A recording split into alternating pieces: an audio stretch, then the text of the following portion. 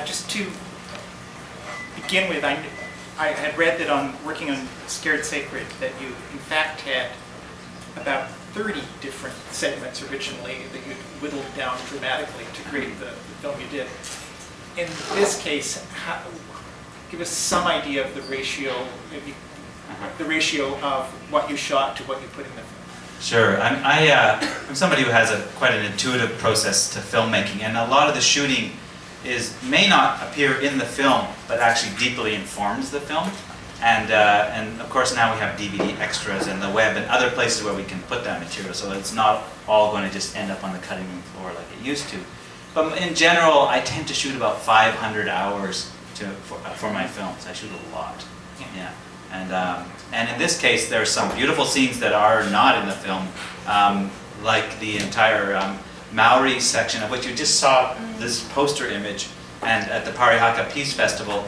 And it was actually the site of the first recorded history of nonviolent civil disobedience known. And it actually inspired Gandhi and Martin Luther King with the Maori in their resistance to colonization.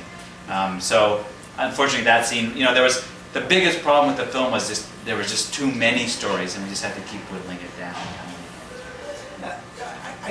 The structure appears to be intuitive. It feels that it sort of moves with, from associated images or from different moments. Can you tell me a little bit about how you created the spine of it and how you?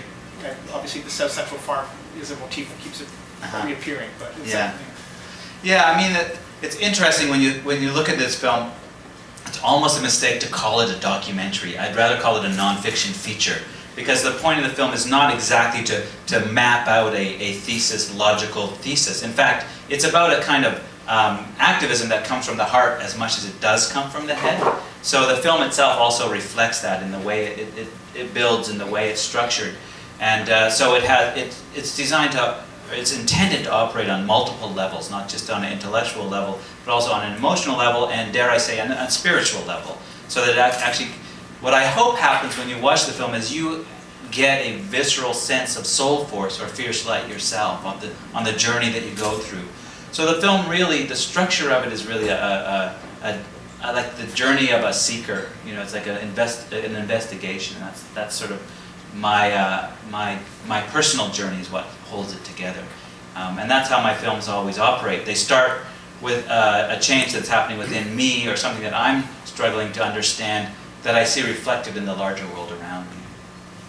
I'd like to open it up just for people to ask their questions now.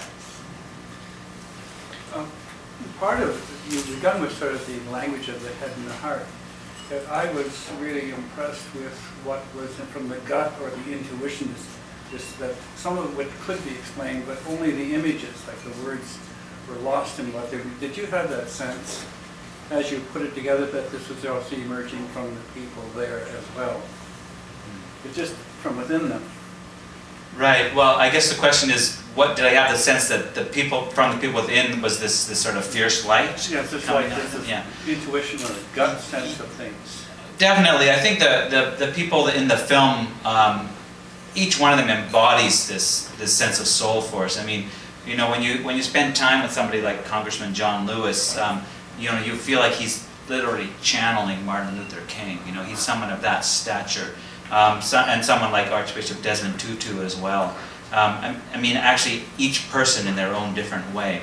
And I think that really what they have is an ability to fully integrate both that intellectual understanding, but the ability to trust in their intuition and trust in their gut. I mean, when you hear Congressman Lewis talk about soul force at the end, when he talks about how moving it was, there's that pause when you can just see him actually reliving what his experiences of soul force are.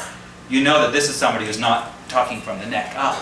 In so many cases, I think we live from the neck up. I mean, for a new film I'm doing, we just interviewed a Jungian analyst who said that one of her patients, she said, well, what do you think your body is for? She said, well, my body is the thing that gets me from the house to the car.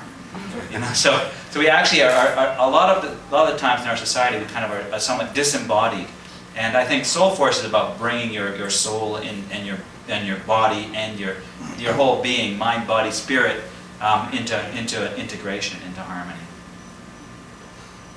I don't know if that makes sense to you. I could throw mind, body, spirit, and shadow in there too, which is actually the full being, because actually our darkness is also part of us that's left out. One question that interests me is it's the skeptic's question is when someone has a deep intuition about something that they believe to be true, and that feeling, what if they're dead wrong? Right. I think that in my understanding of what this new paradigm of activism, which I see unfolding around the world today, one of the things about it is we can actually let go of that need to always be right. In fact, I think it's kind of liberating to do that. In Zen, there's something they talk about called not knowing, and that's actually a spiritual principle.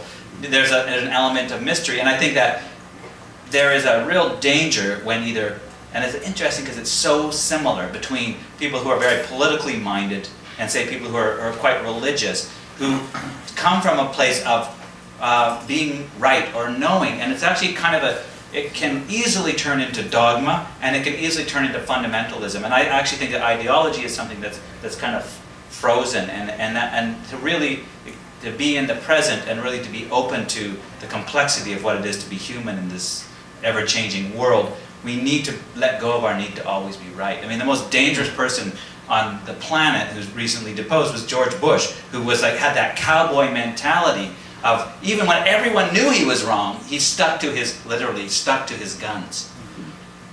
And the combination of having a spiritual conviction or a religious conviction on top of an ideological one is potently bad sometimes, as well as potently good. It can go either way, right? Definitely. I mean, that's the roots of suicide bombing. That can be rooted in a very strong ideological position. I think one of the, for me, I wouldn't consider that a spiritual perspective. I would consider that a religious perspective, and I differentiate between the two.